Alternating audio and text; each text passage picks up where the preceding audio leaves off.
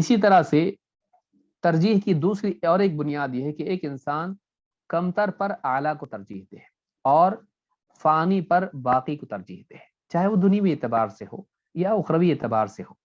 کہ ایک انسان، اللہ نے فرمایا بل تؤثرون الحیات الدنیا والآخرۃ خیر وابقیٰ، بلکہ تم دنیا کی زندگی کو ترجیح دیتے ہو اور آخرت زیادہ بہتر ہے، زیادہ باقی رہنے والی ہے۔ تو آخرت زیادہ بہتر ہے دنیا کے مقابلے میں، اور آخرت باقی رہنے والی ہے، دنیا فانی ہے۔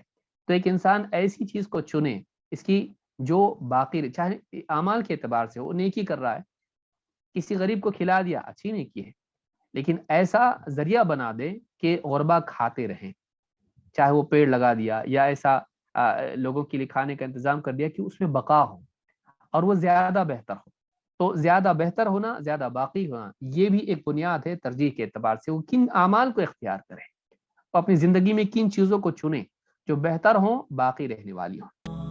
اور مزید ویڈیوز کو دیکھنے کے لیے آپ ہمارے YouTube چینل کو سبسکرائب کریں۔